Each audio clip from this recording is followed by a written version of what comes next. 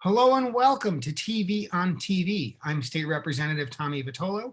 You're watching Brookline Interactive Group.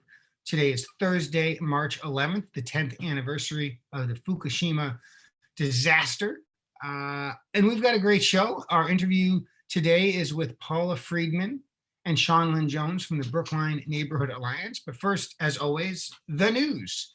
Nationally, the House and Senate have passed a $1.9 trillion COVID relief plan, and that includes $1,400 checks for all but the highest earners, and that includes additionally $1,400 for each child dependent. It also includes an extension of unemployment benefits with an additional $300 per week rider. And it includes $350 billion for state and local aid.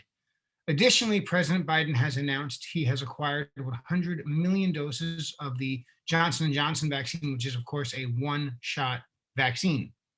At the state level, earlier this week, the House passed a child protection bill focused on foster children and other children in so-called in the system. It expanded the ability for the Office of the Child Advocate to act in the best interest of children, and created a foster parent Bill of Rights. Important stuff. Today, the Massachusetts House is expected to take up a COVID-19 relief bill. Does a couple of things.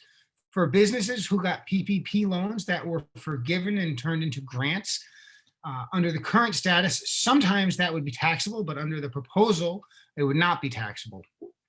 The bill also guarantees sick time going forward for COVID-19 for folks who need to get tested, for folks who need to quarantine, and for folks who need to go get that vaccine.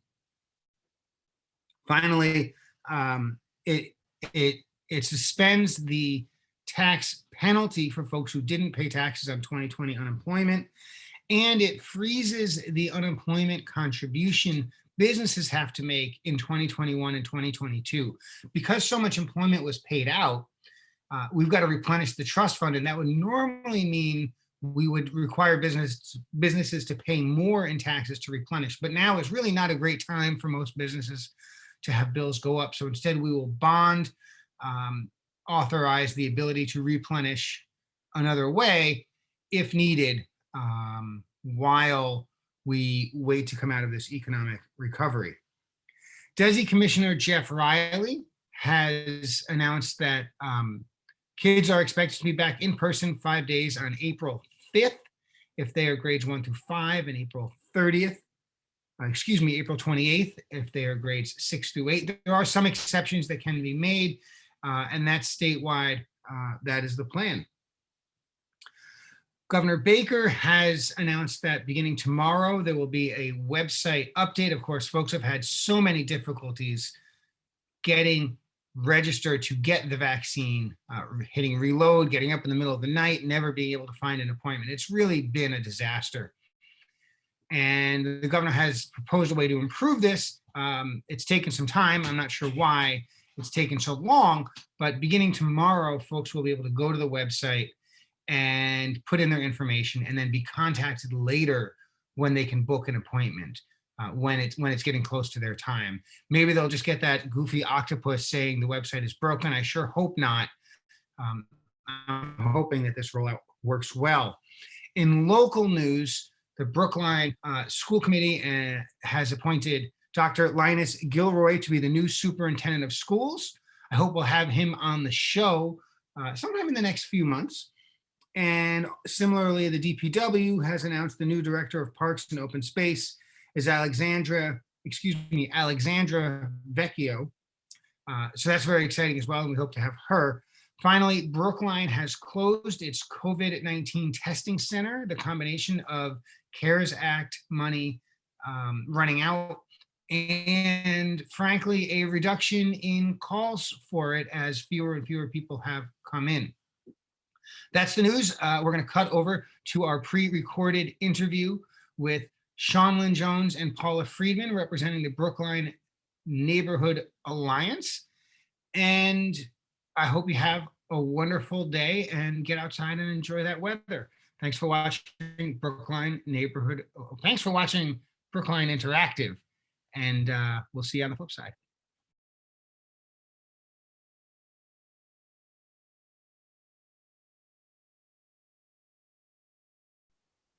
And as promised, we're here today with Paula Friedman and Sean Lynn-Jones from the Brookline Neighborhood Alliance, the BNA.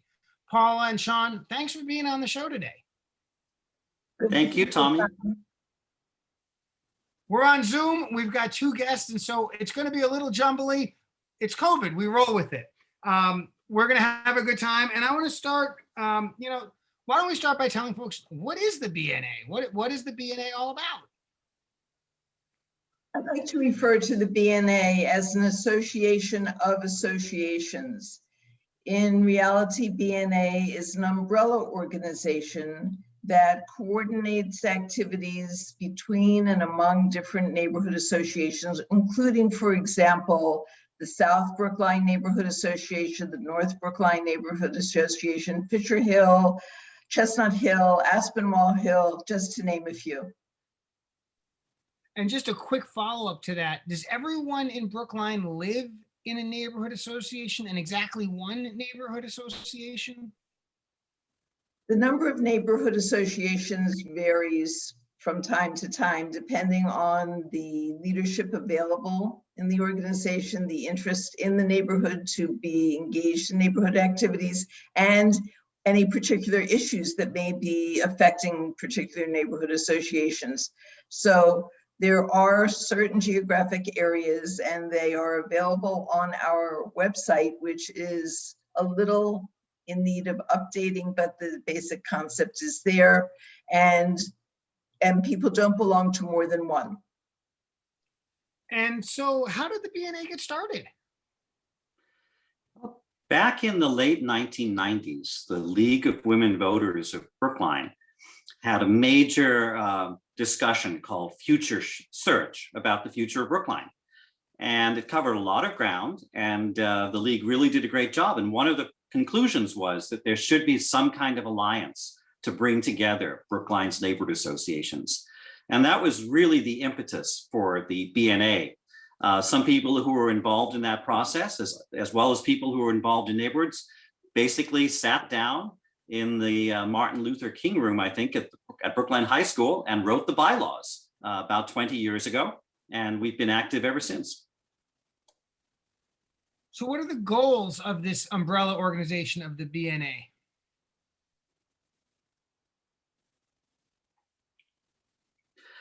Well, we've tried to do a few things over the years. The most important, I think, is just serving as a forum for communication among Brookline's neighborhoods. Brookline has some very different neighborhoods, but by getting together and talking about common issues, I think we've all come to understand that there are a lot of things that we do share, and we learn a lot from one another.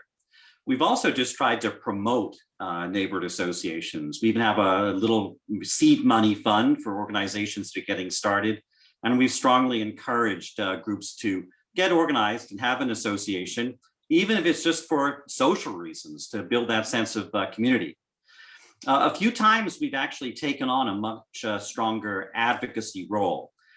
We generally don't take positions as an organization, but a few years ago, for example, when the MBTA was trying to raise fares very significantly, we issued letters and spoke at a number of public hearings as BNA representatives to try to fight that fare increase. And I think in the end, at least the increase wasn't nearly as large as the MBTA had originally proposed.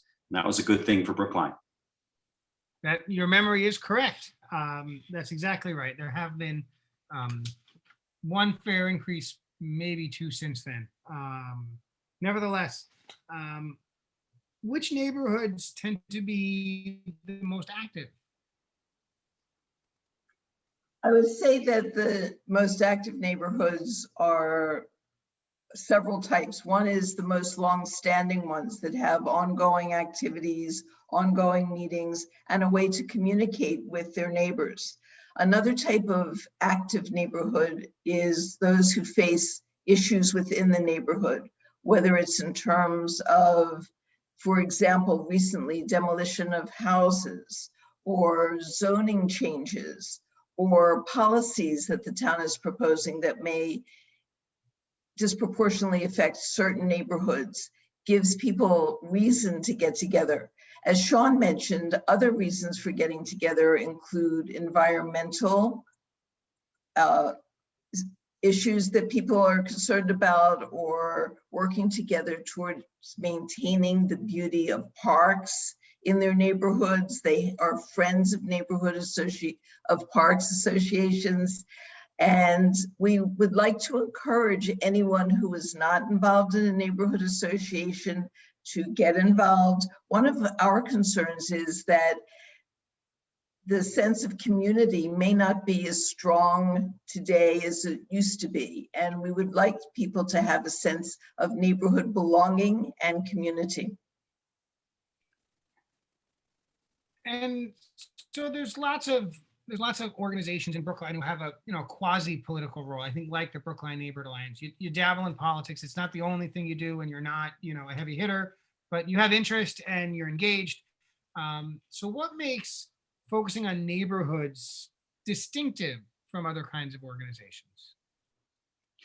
That's a hard question, but it's an interesting one, because I think the key, obviously, is that neighborhoods are geographically defined, and they're not defined around a political issue. They're not defined around precincts, obviously, which are organized for political reasons and are usually bigger than neighborhoods. And they're not just groups of school parents. That's a different kind of community. Neighborhoods really are about the built environment, about a livable place, about a sense of community, people relating to one another. And neighborhoods are also very interested in their amenities, parks, playgrounds, transportation, and the kinds of services they get from the town. So there's obviously a political element in trying to make sure that they're well served in that respect. But there's also the apolitical, just community process, block parties, online discussions that often are about, I have an extra chair, can you pick it up from my porch? And that's part of what some of the neighborhood associations are doing here in Brookline. It's great. Now, we talked about the history of the BNA, but I have a slightly different question, which is, what are some of the activities that the BNA has done over the year? What are some of the things that the BNA has done over the past few years? Recently, we have done some townwide forums, issues that concern people all over town. We're kind of proud of the kinds of things that we've done, as Sean said, are apolitical. I think that the overlying theme is that we try to be communicative about issues that affect everybody in town. So for example, we had a session called Who You Gonna Call?, which helped people understand if there was an issue that they needed addressed within town, how to find out the department or the individual responsible. So it was like based on a Ghostbusters theme, but very successful. Another one was a conversation with the police chief. And it turned out to be not just the police chief, but a lot of senior officers in the police department came, and we just found out a lot about how the police department functions and how they are so progressive in their functions and activities that they don't limit themselves just to doing law and order policing, that they really are very much involved in the community and in helping to triage situations, even including mental health issues or all kinds of things where people need help that aren't typically thought of as police activities. So I want to pay tribute to the police department for their very broad scope of activities. Other kinds of things we've done in the past include having done warrant article reviews before town meeting, and also coordinating all the activities for townwide candidates to come and give presentations and answer some questions. We did this in conjunction, and we are proud to say, with the League of Women Voters and the Town Meeting Member Association, but we did take the lead in coordinating and doing the planning and implementation of those activities. More recently, we have focused on doing forums, information sharing with the whole town, not just with the neighborhood associations. And some of the activities we are considering are preservation in the town. What is that about? What are zoning issues, zoning changes that are being proposed? And we always are looking for other activities that people are interested in. So on behalf of the BNA, I would like to say, if people are interested in finding out more about a particular issue or having something addressed, please let us know, because we would be happy to try to coordinate things that are topical and of interest to the community. If I could just add to that, it's not a meeting, but we have a very active email list that we use to communicate information about events all around Brookline, particularly neighborhood-related events. And because a lot of the people on it aren't town meeting members, it reaches a very broad audience compared to the Town Meeting Members Association listserv. Another meeting we have every year, although sadly not recently due to COVID-19, is our annual meeting, at which we get together all of the neighborhood representatives, members of the public, and have some fascinating speakers. Local artist Janet Eckelman told us about the fantastic art installations she has done around the world. It made us all wish we had some more public art here in Brookline. And then a few years ago, we had Mel King come and speak about community organizing. And the genius of Mel King's presentation is that he didn't do much, but he made us do all the work. So I think that probably shows just how successful he is at, or was at organizing. And not too long ago, we had a very interesting speech by a historian, Ronald Dale Carr, summing up his most recent book about Brookline. It was fascinating because it showed that the more things change, the more they stay the same. Brookline politics was about developers and lawyers getting involved to battle over the level of density in the town. And that was in the 19th century. So some things are remarkably continuous here in Brookline. Just to add to what Sean said, one of our main functions is communication. And we do have an extensive listserv, and we try to inform when there are things, and I want to be very clear, that are apolitical, but that affect the town or neighborhoods. We try to get the word out. And we also welcome input from neighborhoods and from organizations about information that they would like shared town-wide. And we think that is one of our main functions and one that we are proud to serve. So it sounds like the BNA is doing a lot of things, sort of ebbing and flowing as needs are there and as opportunities are there.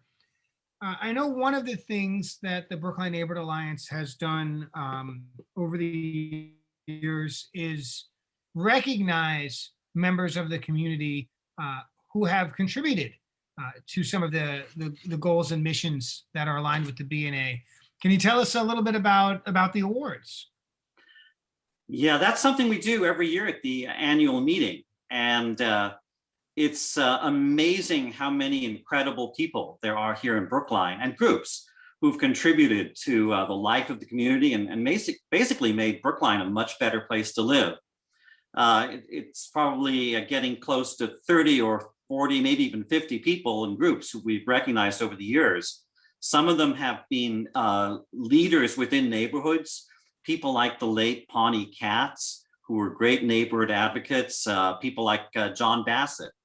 We've also recognized some of the businesses that really have been important in Brookline and have actually contributed a lot to the community.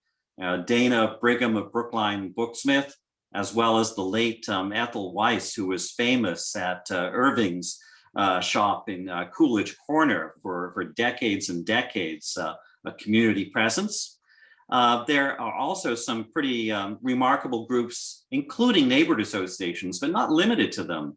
We've recently recognized Hidden Brookline, a group that has really been very active in drawing attention to the often unknown history of Black residents of Brookline, going all the way back to the American Revolution and before. And we recognize many neighborhood associations from, say, for example, High Street Hill Neighborhood Association and the work it did on as getting the Leverett, Friends of Leverett Pond going and really working to preserve Olmsted Park. We've also recognized people who serve in town government who've made a difference in Brookline. For example, Aaron Shute-Galentine, who for many years did a fantastic job as Director of Parks and Open Space and recently became the Commissioner of Public Works here in Brookline. And Kara Bruton in the Planning and Community Development Department, who's spoken at many BNA meetings and has always been a great person to work with when it comes to community development, economic development, and planning here in Brookline. But the bottom line is a lot of these people do great things. Some of them are known, but don't get the recognition that they really deserve. Others are completely unsung heroes. And we try to give them an award and encourage them to keep doing the great things they're doing for Brookline. And I know we're cognizant of time, so you cropped the list short. Some of my friends have gotten awards that you didn't mention, like Linda Olson-Pelkey and David Lashinsky. So it's absolutely a great part of it. And, it's not as if folks are out doing great work in the community to win the trophy, but it's nice to win the trophy once in a while, right? It's nice to remind folks that other people are doing great things and it's worth celebrating them. What's BNA got planned for the future? What happens next? We would like to continue our new direction of offering forums. It would be great to, for example, have an interview with the new Director of the Department of Public Health, the Commissioner of the Department of Public Works, Aaron Shute-Galentine, or Dr. Swanee Jett, our Commissioner of Public Health. Especially in this time of COVID, there is so much activity going on in his department that his time has been very limited, but we would love to have him come and speak to the public and perhaps answer some questions and tell us about the direction of his department. We would welcome, as I said earlier, opportunities if people are interested in a topic. We don't know all the things that people might be interested in, but transportation, for example, is something that affects the entire town in various ways, and we would like to have a forum perhaps on that topic. Before time runs out, Sean, with your permission, I would just like to acknowledge the tremendous work that the BNA Executive Board does.